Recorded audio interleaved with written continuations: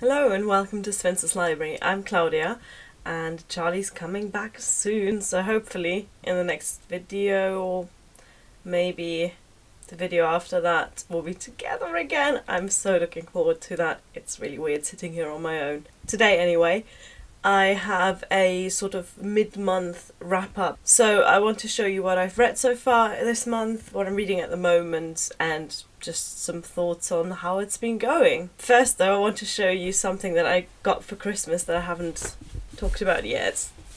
And it's the most Spencer's Library thing that could ever be. It's a bag with books and cats. So there's a little kitty sitting here on top of a pile of books. And then all of these books, I don't know if you can see that, but they all have cat-related titles. So there's like The Great Gatsby and A Tale of Two Kitties. Anyway, it's adorable. I'm going to definitely use that when I go to the library or book shopping. Something happened this month, and that was that my phone broke. For about a week and a half, I didn't have a phone.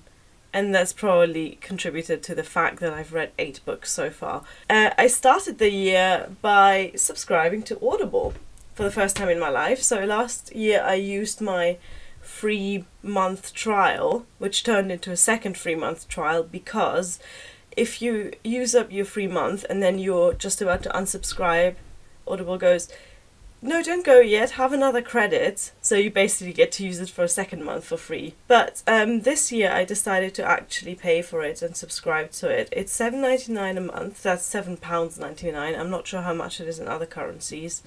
And you get 1 credit each month, which means you can basically buy 1 audiobook each month.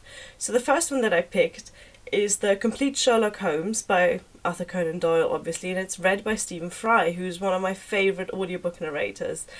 Because it's The Complete Sherlock Holmes, it's all 4 novels and all, I think, 3 short story collections. So I think it's 72 hours of audiobook content for a single credit. It's pretty good.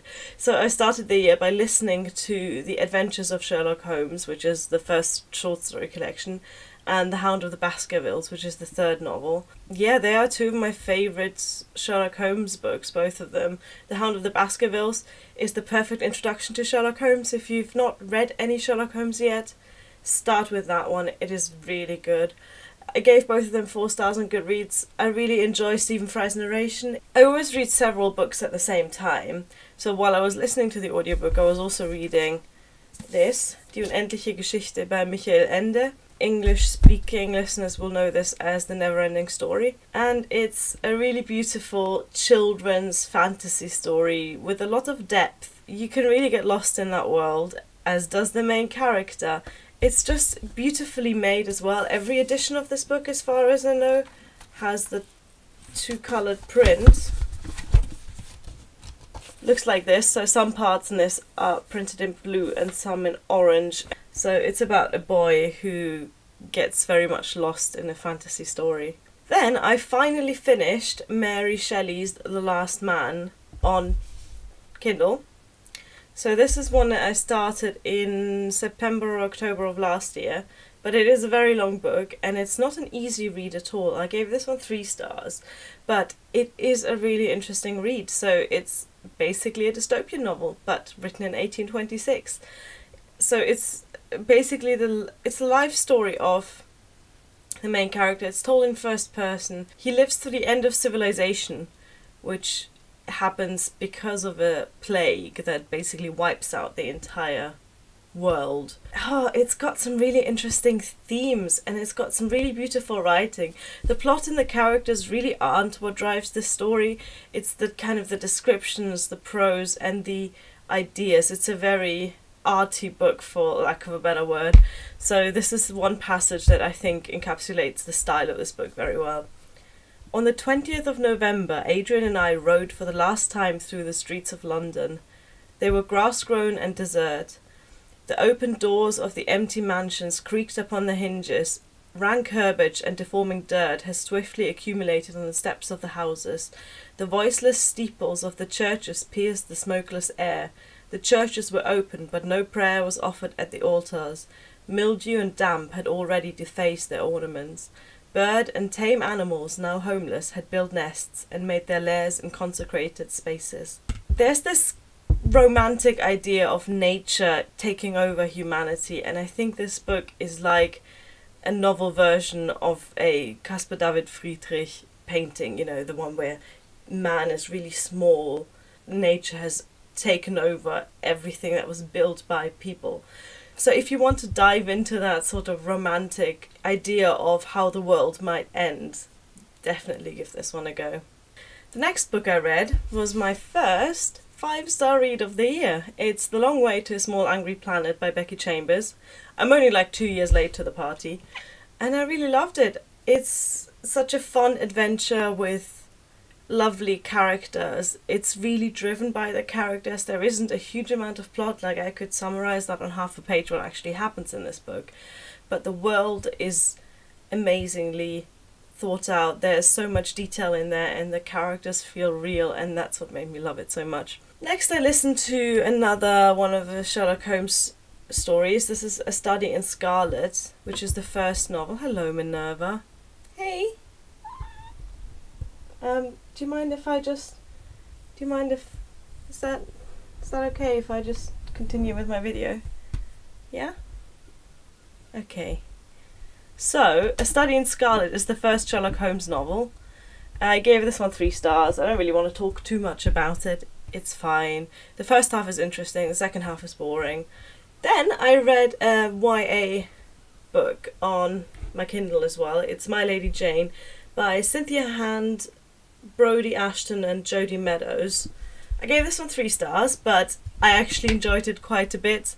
It's a really fun retelling of the story of Lady Jane Grey, the 9-Day Queen, except it's done in a really humorous way with some fantasy elements that are also quite fun. And I think the writing doesn't really do much for me for most of the book, especially in the second half. Then I listened to another Sherlock Holmes novel, and that's The Sign of 4, which is the second novel. Again, I gave this one 3 stars. This book hasn't aged well, let's put it like that. There's a lot of issues kind of put me off the story a little bit. The story itself is fine, there's a bit of romance there's a bit of gothic horror, but it's definitely not my favourite Sherlock Holmes novel. Minerva, can you just stop? She's not stopped. This is what I've read so far. So now I just want to briefly show you what I'm currently reading. Minerva, can you stop shaking the camera, please? At the moment, I'm still reading Aspergers in Love by Maxine Aston. I have been reading this since May of last year. That's because originally my husband and I wanted to read it together, but he is such a slow reader, so I've decided now to just finish it by myself and then he can catch up when he wants to. It's fine. It's basically a book about relationships with people with Asperger's syndrome. It's helped us a little bit, me and my husband, but I can't really recommend it unless you're specifically looking for that sort of book. I'm also reading Freakonomics by Stephen Levitt and Stephen Dubner. So this is the original one from I think 2005. It's actually, I'm really enjoying it because the writing is really good, so even if the research might be a bit outdated, I don't really know how quickly economics ages as a discipline, but the writing makes it really entertaining. It's a well-written book and I'm quite enjoying it. And then I've just started Belinda by Maria Edgeworth on the Kindle. This is a domestic novel from 1802, I believe, and I'm personally quite interested in that period of history. It's a novel about society, it's quite humorous. I'm only, I think, 13% in, so not much has happened yet, but so far I'm enjoying it quite a bit. Okay, so that's everything I wanted to talk about today. How are you doing so far? Is your January also unusually productive in terms of reading or not? Just let me know how you're doing. Thank you for watching. Bye.